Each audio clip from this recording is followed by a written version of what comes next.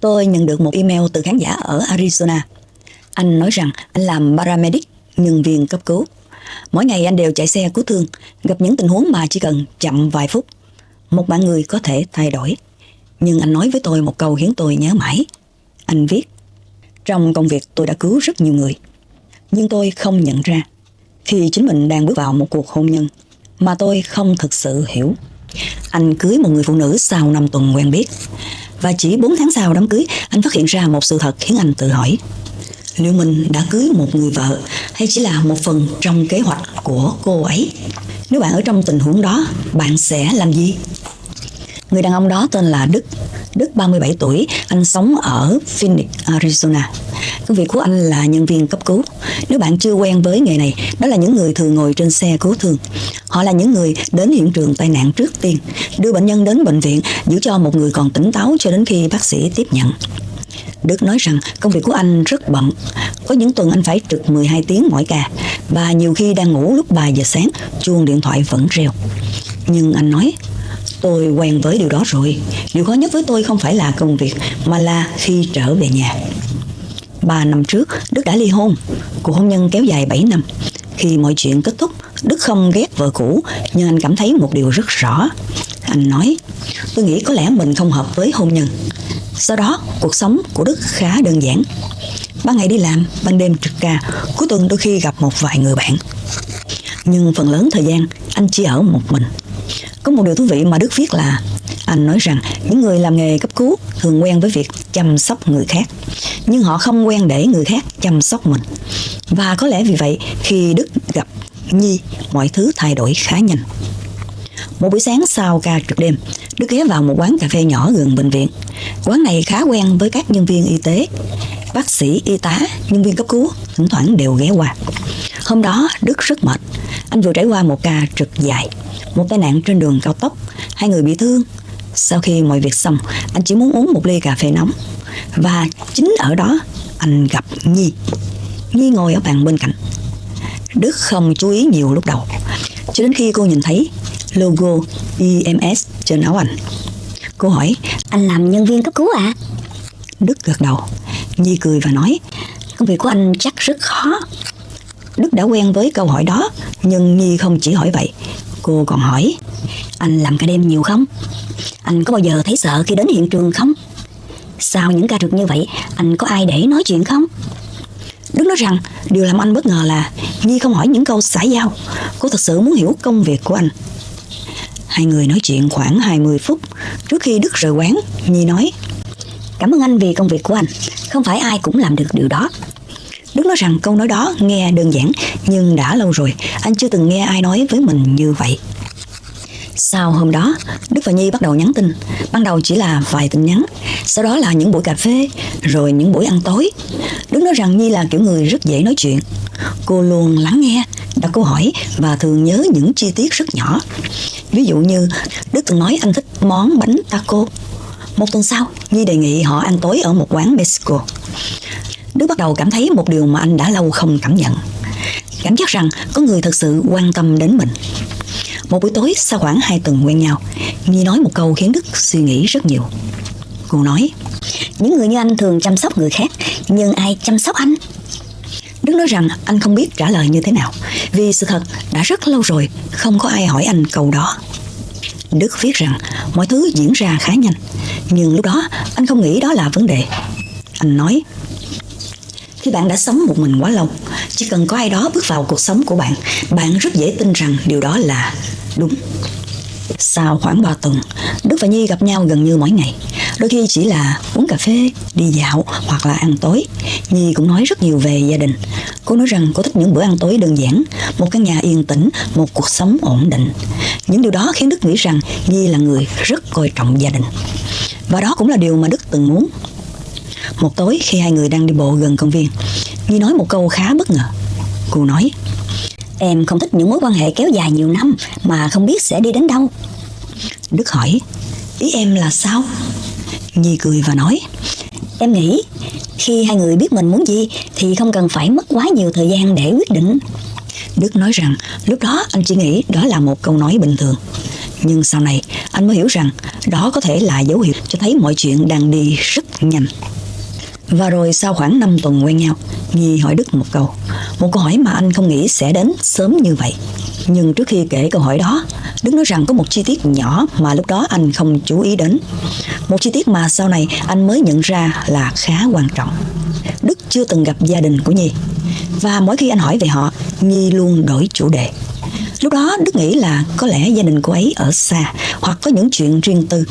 Nhưng anh không biết rằng điều đó sẽ trở thành một trong những câu hỏi lớn nhất trong cuộc hôn nhân của anh sau này. Sau khoảng 5 tuần quen nhau, Đức nói rằng mọi thứ diễn ra nhanh hơn anh từng tưởng tượng. Nhưng lúc đó anh không nghĩ đó là điều bất thường, vì với Đức, Nhi dường như là một người hiểu anh hơn bất kỳ ai trước đây. Cô luôn hỏi anh về công việc. Có những đêm Đức kết thúc ca trực lúc gần sáng, Nhi vẫn nhắn tin: Ca trực của anh hôm nay thế nào? Anh có ổn không? Đức nói rằng chỉ cần những tin nhắn đơn giản như vậy cũng khiến anh cảm thấy có người đang chờ mình.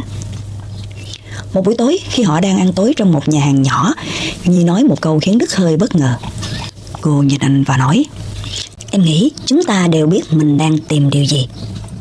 Đức hỏi lại: Ý em là gì? Nhi trả lời rất bình tĩnh: Em không muốn một mối quan hệ kéo dài nhiều năm rồi cuối cùng lại không đi đến đâu. Cô nói tiếp: Em muốn một gia đình thật sự. Đức im lặng vài giây. Anh nói rằng lúc đó trong đầu anh có rất nhiều suy nghĩ. Anh từng ly hôn. Anh từng nghĩ rằng mình sẽ không kết hôn thêm lần nữa. Nhưng khi nhìn Nhi, anh cảm thấy mọi thứ có vẻ đơn giản hơn.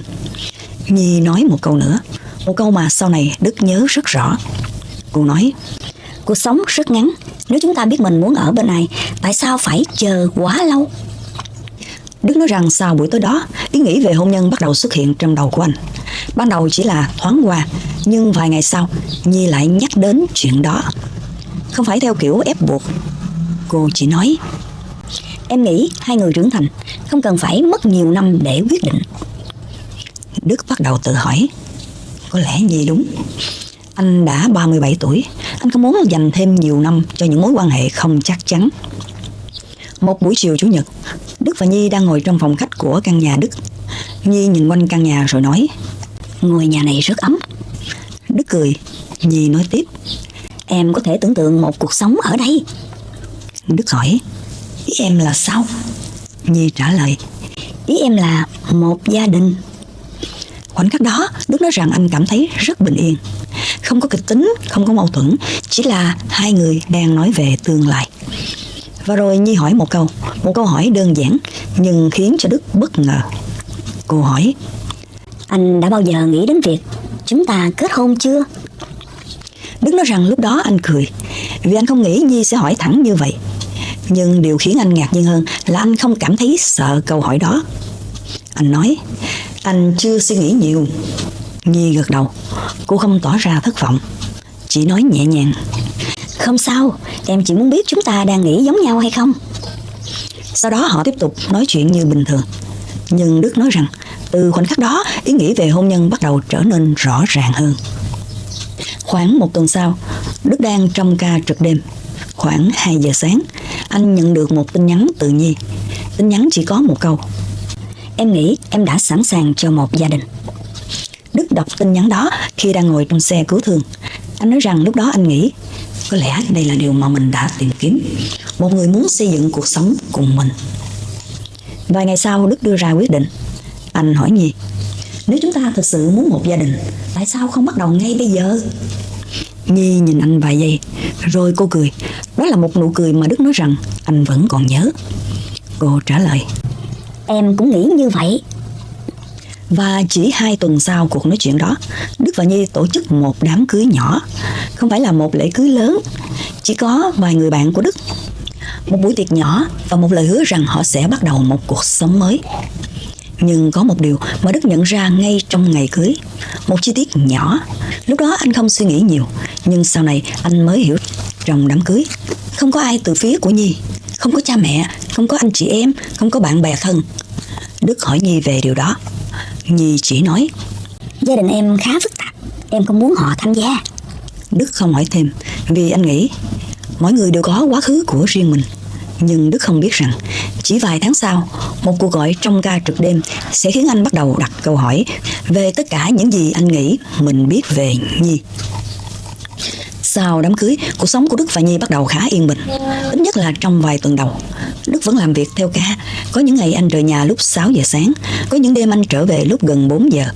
Nhi nói rằng cô hiểu công việc của anh, thậm chí nhiều khi cô còn thức khuya chỉ để chờ Đức về. Đức nói rằng điều đó khiến anh cảm thấy rất ấm áp. Anh chưa từng có ai chờ mình như vậy trong nhiều năm. Nhi cũng bắt đầu thay đổi một vài thứ trong căn nhà, không phải thay đổi lớn, chỉ là những chi tiết nhỏ. Ví dụ như thay rèm cửa, thêm một vài chậu cây cảnh hoặc là sắp xếp lại phòng khách. Đức nói rằng ban đầu anh cảm thấy điều đó khá dễ chịu. Căn nhà dường như trở nên sống động hơn. Nhi thường nói, em chỉ muốn nơi này trông giống một gia đình. Đức không thấy có gì bất thường. Nhưng khoảng 2 tháng sau khi cưới, Đức bắt đầu nhận ra vài điều. Những điều nhỏ nhưng khiến anh bối rối. Nhi bắt đầu hỏi nhiều hơn về tài chính của Đức. Ban đầu chỉ là những câu hỏi đơn giản, ví dụ như anh làm paramedic thì lương khoảng bao nhiêu? Hoặc anh đã làm công việc này bao lâu rồi? Đức không suy nghĩ nhiều, vì anh nghĩ khi hai người đã kết hôn, việc nói về tiền bạc cũng khá bình thường. Nhưng rồi Nhi bắt đầu hỏi sâu hơn. Một buổi tối khi họ đang ăn tối, Nhi hỏi, anh có bảo hiểm nhân thọ không? Đức hơi ngạc nhiên. Anh nói, có, công ty cung cấp. Nhi gật đầu. Cô nói, điều đó tốt, những người làm công việc nguy hiểm nên có bảo hiểm. Đức cười. Anh nghĩ đó chỉ là một câu nói quan tâm. Nhưng vài ngày sau, Nhi lại hỏi một câu khác. Anh còn khoản tiết kiệm nào không? Đức nói rằng lúc đó anh bắt đầu thấy hơi lạ. Không phải vì câu hỏi, mà vì Nhi hỏi những câu đó khá thường xuyên. Một buổi chiều, Đức vừa kết thúc ca trực sớm. Anh về nhà lúc đó khoảng 5 giờ. Nhi đang ngồi trong phòng khách. Trên bàn có vài giấy tờ. Đức nhận ra đó là các hóa đơn và giấy tờ tài chính của anh. Nhi nhanh chóng gom chúng lại. Cô nói, em chỉ đang sắp xếp lại một chút thôi. Đức không hỏi thêm, vì anh nghĩ có thể cô chỉ đang cố gắng quản lý mọi thứ trong nhà. Nhưng khoảng 1 tuần sau, một chuyện xảy ra. Một chuyện mà Đức nói rằng đã khiến anh bắt đầu suy nghĩ nhiều hơn. Đó là một ca trực đêm. Khoảng 1 giờ sáng, Đức và đồng nghiệp nhận được một cuộc gọi khẩn cấp. Một người đàn ông bị thương trong một căn hộ ở phía bắc thành phố. Những cuộc gọi như vậy khá quen thuộc với Đức. Anh và đồng nghiệp lái xe cứu thương đến địa chỉ đó. Khi họ bước vào căn hộ, Đức thấy một người đàn ông khoảng 40 tuổi. Anh ta bị thương ở tay, có vẻ như là do một tai nạn nhỏ. Đức bắt đầu kiểm tra vết thương. Mọi thứ diễn ra khá bình thường, cho đến khi người đàn ông đó nhìn vào bảng tên của Đức. Anh ta nhìn Đức vài giây, rồi hỏi một câu mà Đức không ngờ tới. Người đàn ông hỏi, anh là Đức phải không? Đức hơi ngạc nhiên. Anh nói, đúng. Người đàn ông tiếp tục nhìn anh, rồi hỏi thêm một câu nữa. Một câu khiến cho Đức đứng hình lại. Anh ta hỏi, anh có phải là chồng của Nhi không? Đức nói rằng khoảnh khắc đó anh cảm thấy rất lạ, vì anh chưa từng gặp người đàn ông này trước đó.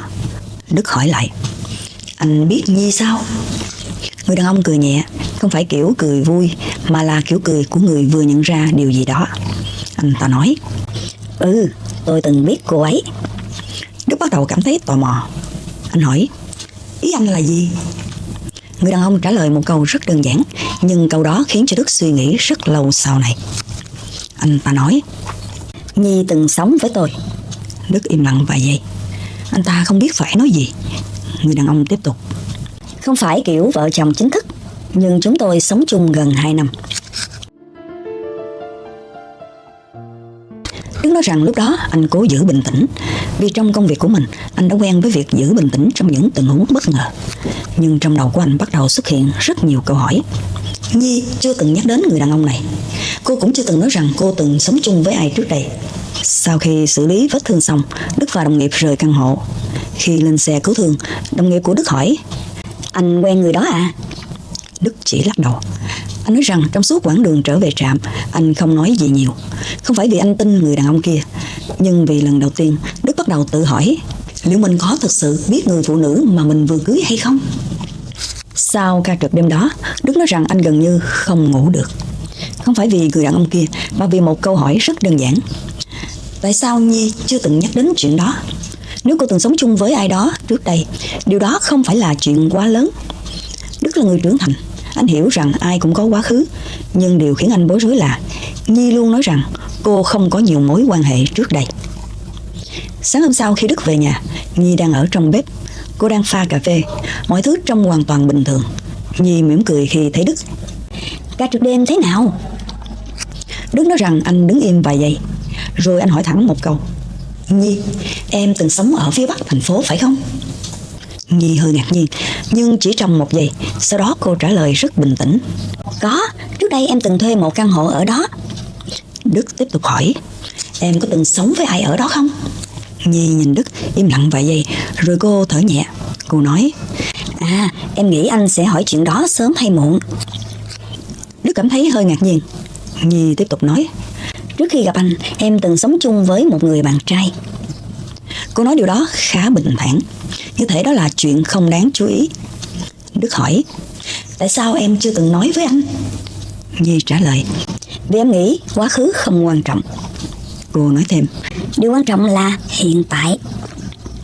Đức nói rằng lúc đó anh cố gắng tin vào lời giải thích đó, vì trong đầu anh vẫn nghĩ có lẽ đó chỉ là một chuyện nhỏ.